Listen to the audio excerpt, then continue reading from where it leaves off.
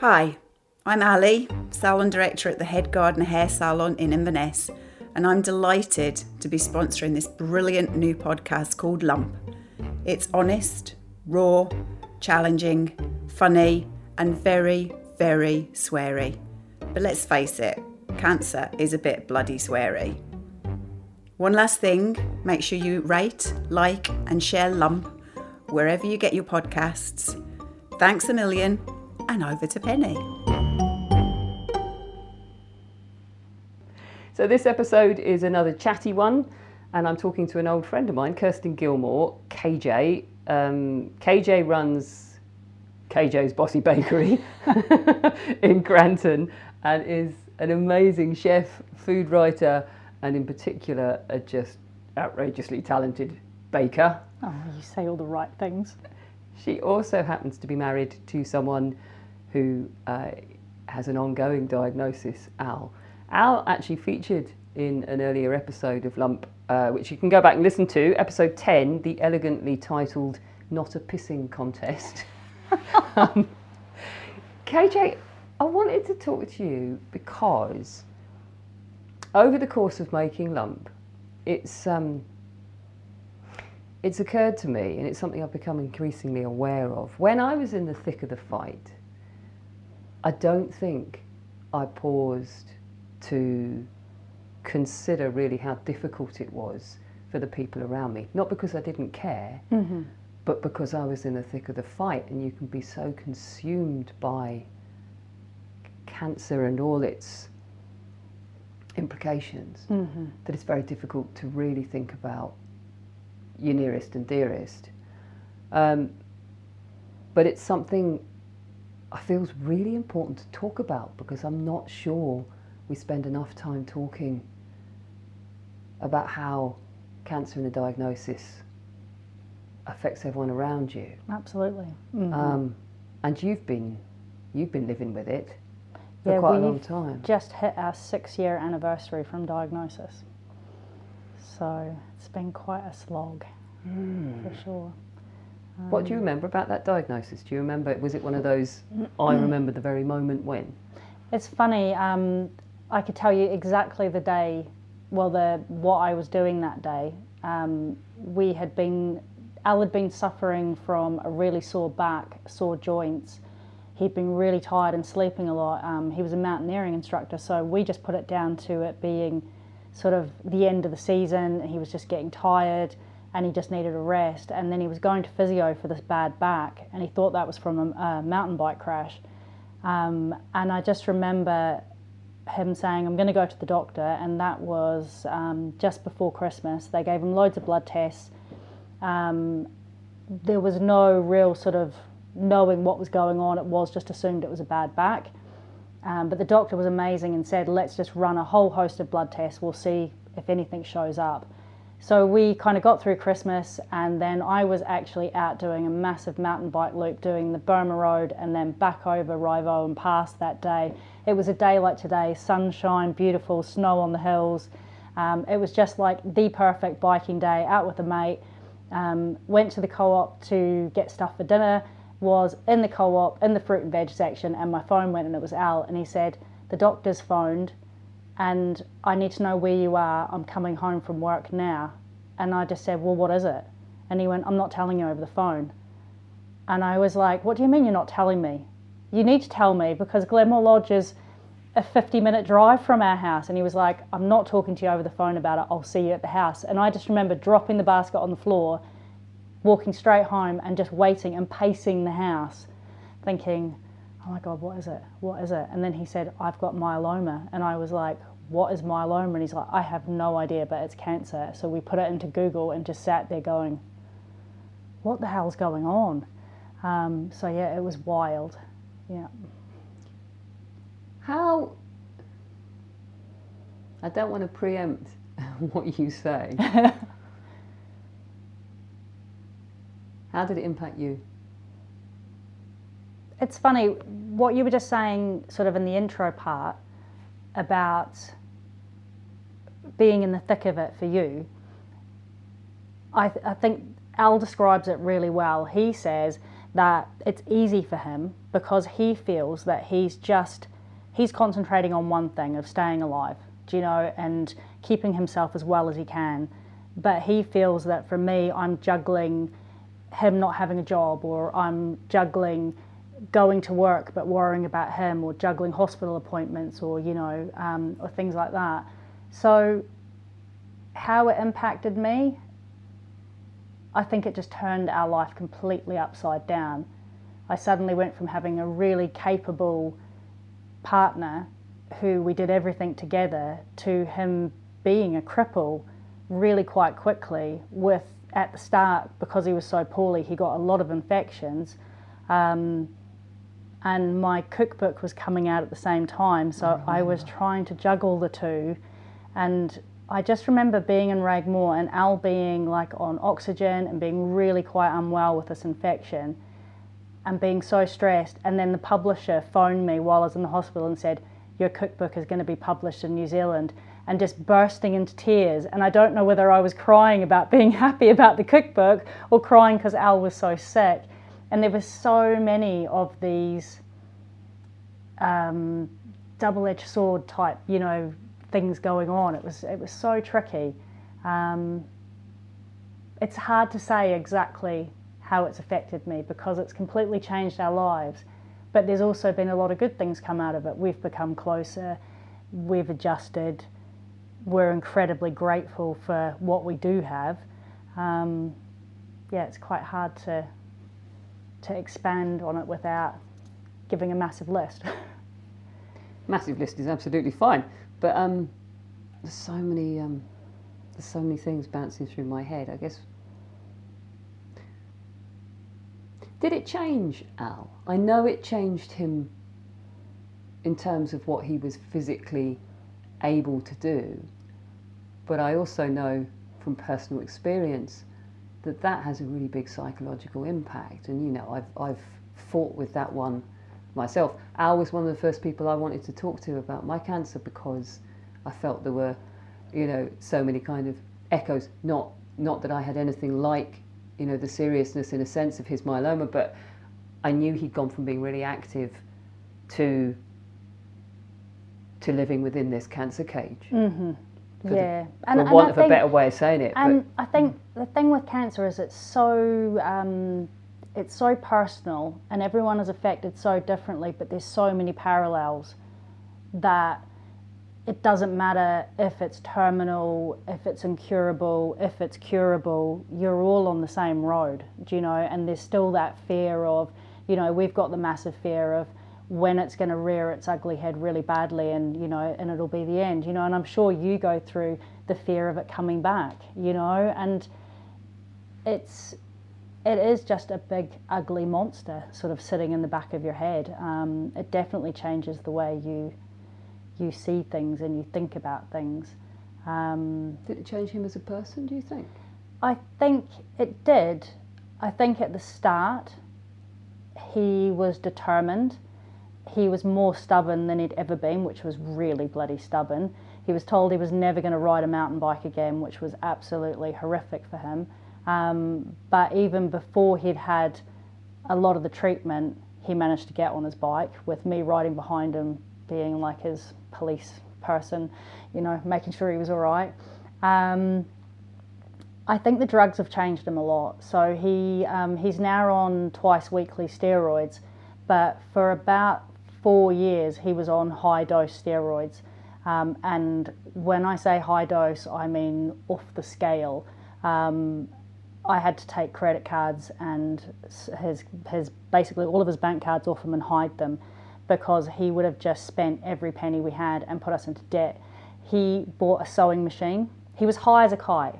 He bought a sewing machine. He bought fabric from Finland because it was the best fabric that he could get for sewing these bags that he decided he wanted to make. Bags. I was going to ask bike was bags, he going to make? Bike bags and camping bags. He's sewn tarps. He loves sewing now. It's brilliant. Oh, so he has. Yeah, so he has. But it just all. I think these were things that were in the back of his head that he thought he'd like to do, but then the steroids just like went and made everything come out. That's a pretty random bucket list. It was isn't it? pretty wild. Yeah, or, you know, I would be like thinking, oh, what's going to turn up in the post today? What's he bought? Oh my God. You know, it was pretty crazy. So he was pretty unpredictable. He had some pretty massive mood swings. He would be really high and I'd be trying to be really grounded. And someone like myself who's got a bit of anxiety, you know, you're always trying to keep yourself grounded, trying to keep your feet on the ground. And then you've got this madman living in the house for 3 days of the week that you're just like, oh my God, how do I cope with this guy? You don't want to say, no, you can't do that, because that will make him really grumpy and angry. It's just such a tricky situation. But I think the long-term effect of that is that it has changed him in the sense that he's got quite cloudy head. He's kind of got permanent chemo brain. He forgets things. And he'll even forget conversations that we've had. So it can be quite frustrating, because I'll say something like, oh, we're going to go and have dinner with someone, or we're going to do something. And then the next day he won't remember the conversation at all. But you just learn to live with it. Do you know? It just becomes the new norm. So yeah. And what about you? So he gets a diagnosis which turns both your worlds upside down, and there he is, literally in the thick of the fight, in and out of hospital and having all this medication and all the rest of it. Mm-hmm. So it had a massive effect on my work to start with, because I was juggling a cafe in Aviemore that we had anywhere between 100 to 300 people through the doors each day. This was allegedly Mountain Cafe. And I was juggling 20 staff, trying not to burn the team out, trying to manage them. We had to close a couple of days a week every now and then. So that had quite a big financial effect. And then we had to put limited menus on, because my second chef, she needed to have days off. So financially it had a big difference.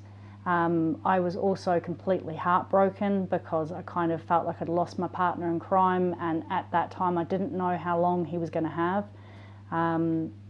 When he was first diagnosed, we kind of thought that it would be 5 years maximum. He's now coming into his 7th year, and his bloods are actually the best they've ever been, which is fantastic. So that was really difficult.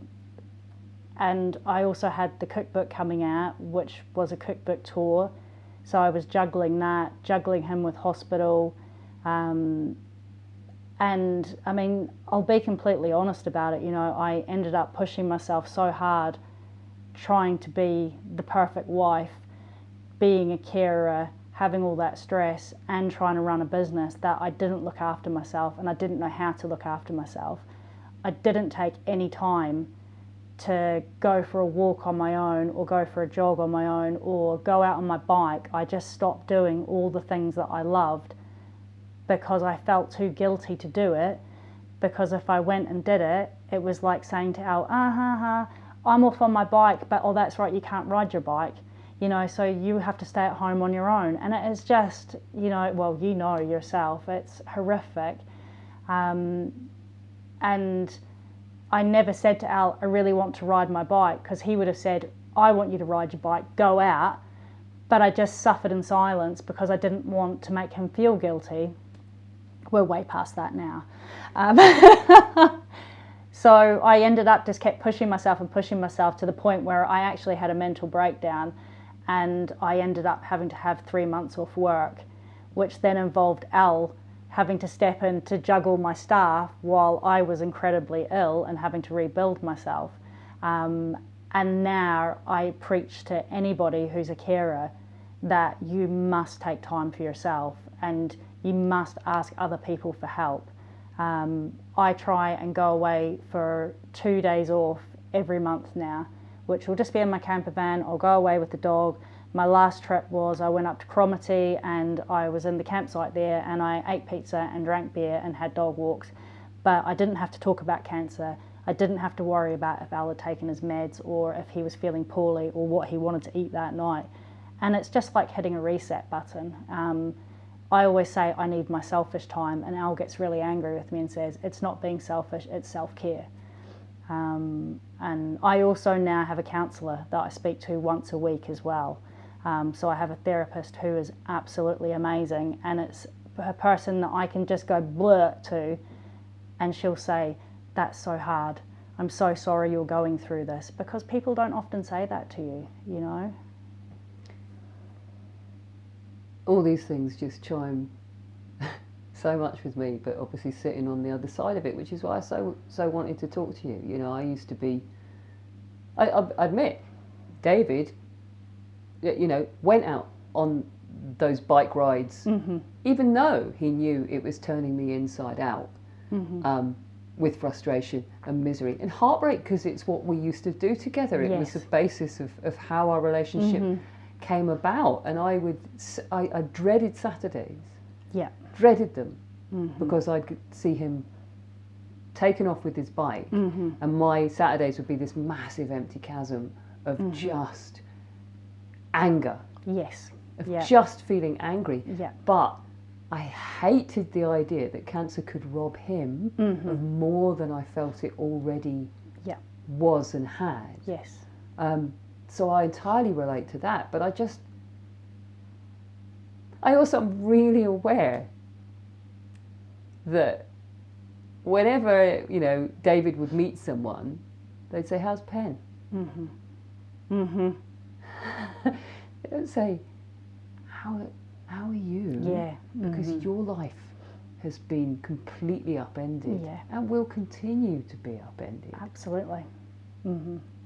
It's like the carer always gets forgotten about, in the sense that maybe it's because we put the strong face on, do you know, or we try so hard to protect the person who has cancer, of looking after them and putting the brave face on, or because we're always so busy.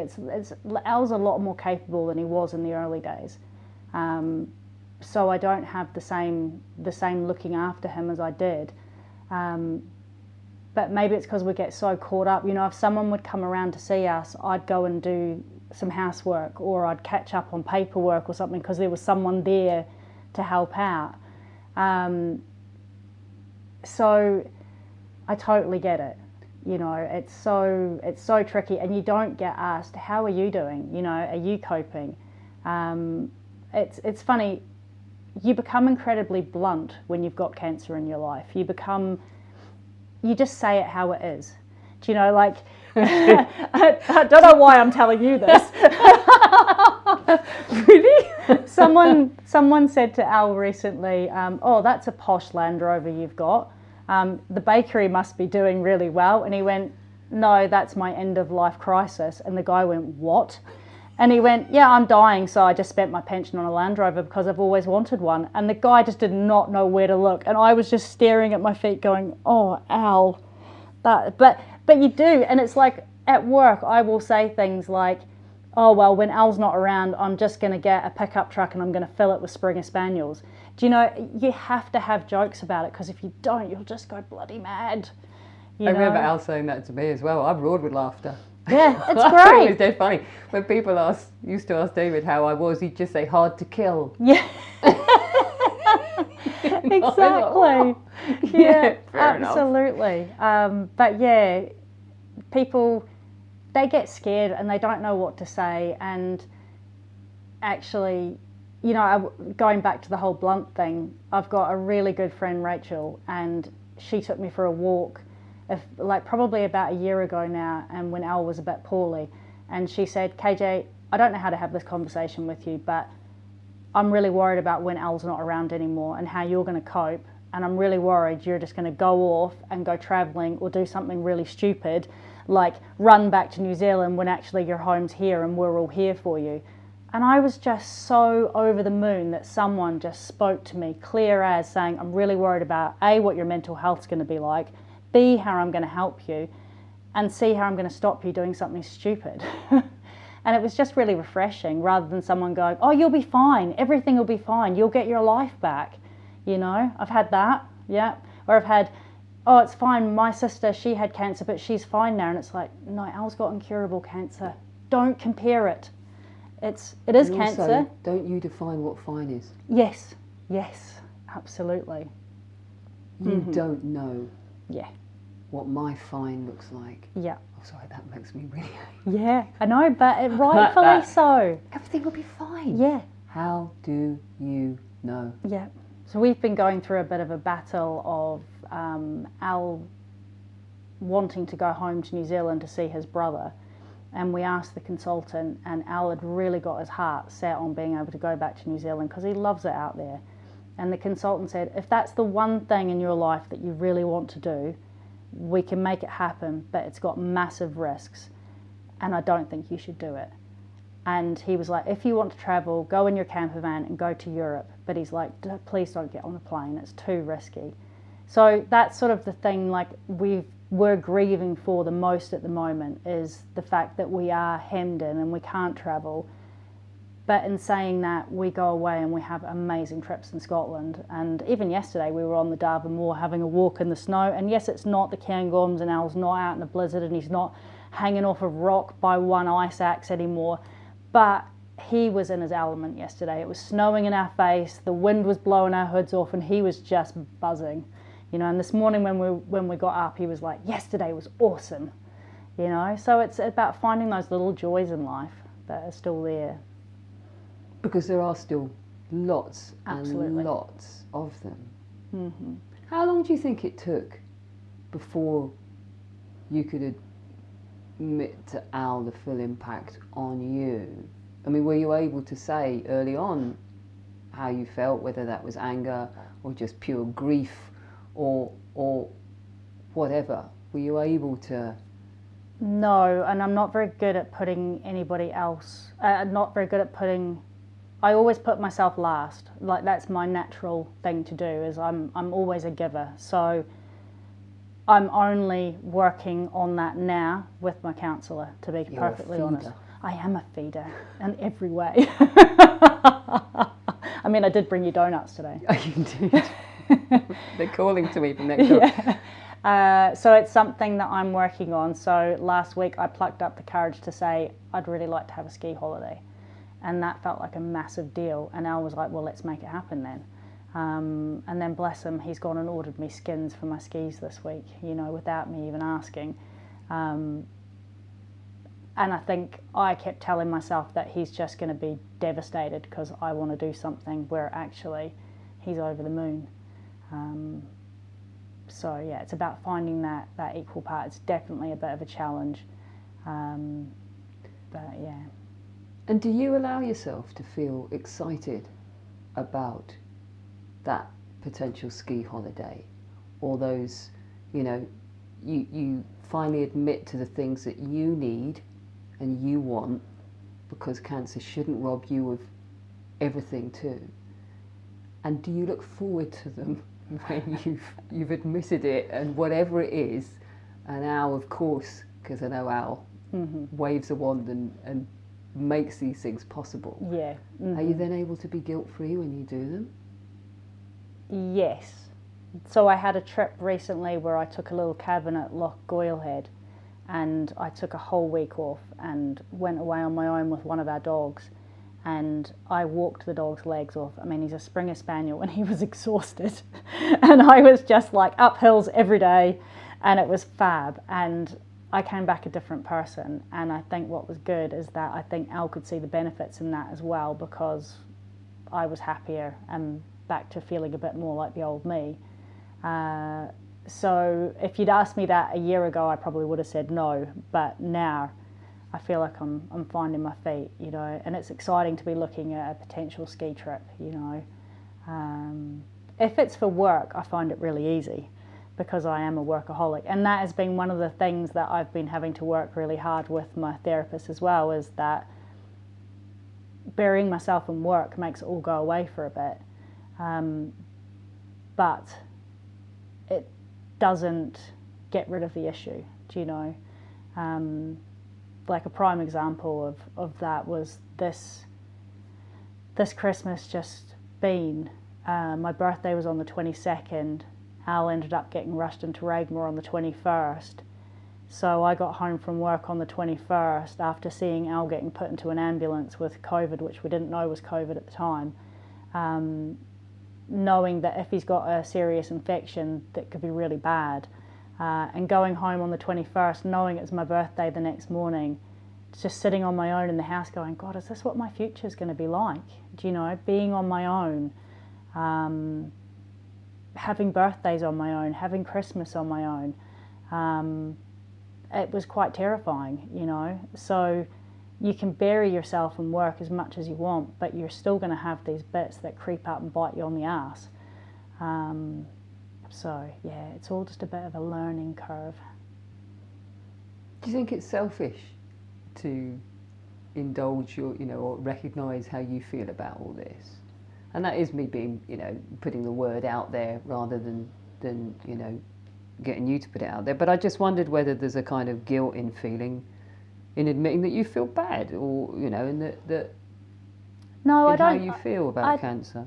I don't think I do, because it is my life as well as Al's life, and it's horrific for Al. You know, I've gone through points in my head where I've thought, do you know what, like, this sounds ridiculous, but I'm a chef, I'm not an outdoor instructor. Why couldn't it have been me? And then Al could still be doing his outdoor stuff because he loved being in the outdoors so much, and he's been robbed of that, where I could have carried on cooking or writing. Do you know? But that's not the answer to it, is it? You know? But I don't feel guilty about it anymore, because at the end of the day, it is my life, and Al and I are incredibly open about things, you know, like, we'll just say it how it is now. And I said to him a couple of weeks ago, do you know, we're in this weird in-between territory at the minute. Like, well, I'm in this weird in-between territory because I feel like I'm stuck in the middle of our past life is, you know, over on the left, and on the right is my future. But sadly, Al's not going to probably be in my future. But I can't move on with my future when Al's here, but I don't want him not to be here. And it's such a tricky thing, because I keep saying to myself, oh, I won't do a ski holiday. I'll be able to do that in the future when Al's not around. But what happens if I get sick and I don't get to do those things for myself? Because that's the thing that keeps staring me in the face, is Al being ill. You don't know what's around the corner. So I think stealing those little bits and going and doing some things for yourself is really important.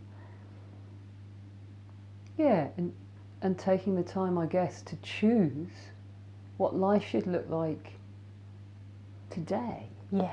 Mm-hmm. This week. Yep. It was Al that said to me, keep your horizons close. Yeah. Keep your horizons close. And Mm-hmm. I never forgot it. Mm-hmm. I think I kept them so close that actually I couldn't see beyond the end of my nose for quite a long time. But I totally got what he meant. Yeah. And my life feels much more full Mm-hmm. of choice. Yes. I'm choosing to do this. You know, I'm choosing to do that. This is things I want to do for my life today. Yeah. Mm-hmm. Like, we definitely went through, well, I went through a bit of being quite bitter about other people still living lives. You know, I'd see friends, and, you know, a friend would be, say, complaining to me about how their mortgage was a bit more expensive than they were hoping it would be, or, you know, there'd be these little things, and you'd just be like, oh my God, do you have any idea how lucky you are? You know, and it's so tricky, and I definitely, Al doesn't suffer from that. He's a nice person. But it was so hard sometimes seeing, like, your mates that are out with their husbands skiing, or, you know, things like that. But I don't know, we've found a new happy bit in life where doing just even small things is just really nice. We have a bit of a joke at the moment because I'm trying to do more outdoorsy stuff and be more independent in the hills. So we have Crazy KJ's Sunday adventure, and I pick somewhere on a map and I try and come up with the route on my own, and I'll tell Al what we're doing when we get to the bottom of wherever we're going, and you can just see him going, oh my God, you know. But it's become really good crack, and some days I'll totally overdo it, and he'll have to go to bed like at 6 o'clock at night because he's absolutely burst, but the next day he'll get up and go, that was amazing. Do you know? So it's about just not giving into it as well, you know? Just even like Al's got a great attitude of, I feel sick and my back's sore, but I'll feel sick and my back will be sore if I'm up a hill, on my bike, or lying in bed, so I might as well just get out and do something. Yeah, it's just changing the way you look at things. Sounds a bit like it has gifted you, and I always use the word gift really carefully. Yeah. It's my word. If it's the wrong one, bin it.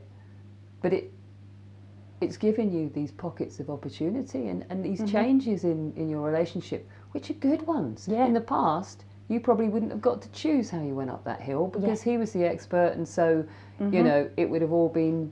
Absolutely. And there was always, because Al worked at Glenmore Lodge and was like, you know, head of training and all sorts of crazy, you know, he had so much responsibility. There was always this added pressure of we had to tick so many hills. He had to climb this grade.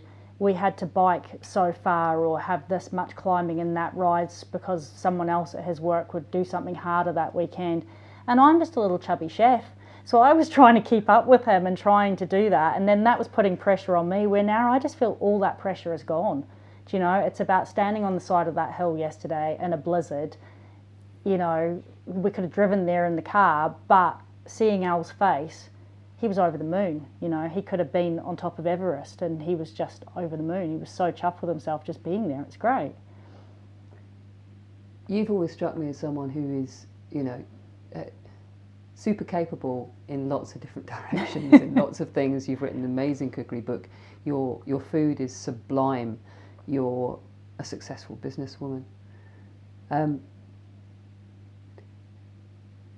It sounds like Al's cancer, though, has brought out other qualities in you. What do you think it's taught you about you? That I need to look after myself better. I need to do things like go away in our camper van for a weekend to Abalawa and sit in the sun and drink a pint and read a book and not feel guilty about it. Because I have a tendency of going out on the bike and thrashing myself or burying myself in paperwork or writing on my blog or pushing myself to extremes, where actually it's about I probably learned to take my foot off the gas a bit and actually look what's around me and enjoy what is around me, you know. And that you're capable of doing that. Yeah. Even though sometimes I do struggle with it. It's just a work in progress. I'm a work in progress. Finally, since I didn't ask it at the start, how's Al? He's great. He's good. He's driving me nuts, so he must be okay. Yeah, but no, he's in great form. We have just bought an old Land Rover, and one of the things that Al really struggles with is that he doesn't have a job anymore. So he'll come in and help me in the bakery, but then he'll have a couple of days of feeling poorly, so he won't follow up on his emails or doing things. I'll be pulling my hair out with him because he's contacted someone about a really great idea, but then they're chasing me and I'm stuck in the middle of it going, this is horrific. So we've come up with a in-between thing. So we've bought this massive box Land Rover, and Bothy Bakery is going to go on wheels hopefully next summer. So we're going to convert it, put a coffee machine in the back of it, and then Al gets to be a boy and refurbish this Land Rover. So he's got all these disgusting old greasy clothes already from lying underneath it in the snow at the moment doing it up. So he's in his element. So he's got some purpose again, which is lovely. He has a project. Yeah. He just keeps saying he needs a man shed now, but, you know, he's just taking the piss. And finally, if anyone's listening to this who is sitting in your shoes to some extent, we can never sit entirely in anyone else's shoes because, as we're always saying on this podcast, everyone's journey is different. But if they're sitting alongside someone who's got an ongoing diagnosis and in the thick of the fight, is there one thing that you would suggest, offer to them in terms of a path forward for them, which isn't at all selfish. We've established that. Yeah. But you know, Mm-hmm. what would you like to have heard someone say to you, maybe, that would have been of use, that assuming you'd have listened to it? Yeah, and I think people probably did say it to me at the start, but I was like, yeah, whatever. Is just the self-care. You know, it doesn't need to be going away for a weekend or a holiday, even just running a bath. You know, like, I think back to those days where Al was off his head on steroids, and instead of just sitting there nodding and agreeing with everything he was saying, or sitting on tenterhooks worrying about what was going to come out next, actually shutting the bathroom door for an hour and having a bubble bath, or taking a dog walk, or going to the pub for a pint with a book, just even for an hour, just give yourself that hour, because it's amazing. You'll be amazed at how much you need it mentally. Just self-care, practice it, keep working it up. Yeah, and if you're wanting to support, the person with cancer in your life, actually looking after yourself better. Yeah, absolutely. And asking gives you for more help. strength, doesn't it? It really does. And asking for help, you know, I was rubbish at that at the start. And I've got a good group of friends around us now that I can say, I'm going to go away for the weekend. Al's on steroid, come down. Could you just stick your head in and make sure he's okay? And I'll get back and they will have cooked him dinner, or they will have dropped something off, or they've dragged him out for a dog walk, and he's happy as, you know. So leaning into other people, yeah, something I didn't know I could do. Mm-hmm. I knew the people were there, but I didn't have the art of it. Yeah. Until I was ill. Yeah. But I think it's something we could all do more often. And for anyone that knows someone that's caring, I think being able to ask, what do you need? You know, what can I do to help you? Even if they can't answer it straight away, it'll get them thinking about it. You know, the friends that just sort of brushed over it and ignored it aren't really in our close group of friends anymore, but the people that said, what do you need? And I could say, could you just cook dinner on a Sunday evening? You know, or could you just drop in soup on a weekend when I'm at work? Or could you just stick your head in the door and make sure he's okay? Or walk the dog, you know. They're the people that are still around us, and now we're helping them out when we can. So yeah, they're my top tips.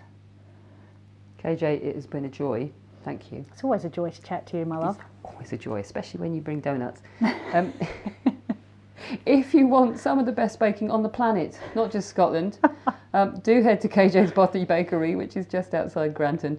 They also do totally kind of badass sandwiches, coffees, all these kind of things, and cakes by post. Yeah. If you can't get there, Yep. you can do cakes by post. Yeah. Don't even need to be living in the Highlands to bath in the stuff. A massive thank you as well, always, to Ali McCritchie and the whole team at Head Gardener in Inverness for their ongoing support for Lump Podcast. If you're in the Highlands, go and check them out. They're fantastic hairdressers. Plus, when you're in the salon, if you tell the team you're listening to the podcast, you will get a free gift. Oh, that's amazing. There you go. Beautiful hair and a free gift. If you're enjoying the series, do like, rate, comment and share. The more you share it, the easier it is for others to find us. Cancer is shit. It's not easy to talk about. And for some people, listening to this might be the only place they get to hear about experiences like ours. That is it. Until the next episode, when we are back on track with the next instalment of the Lump story. Lump is written and presented by me, Penny Stewart, and produced by Adventurous Audio. Cheers for now.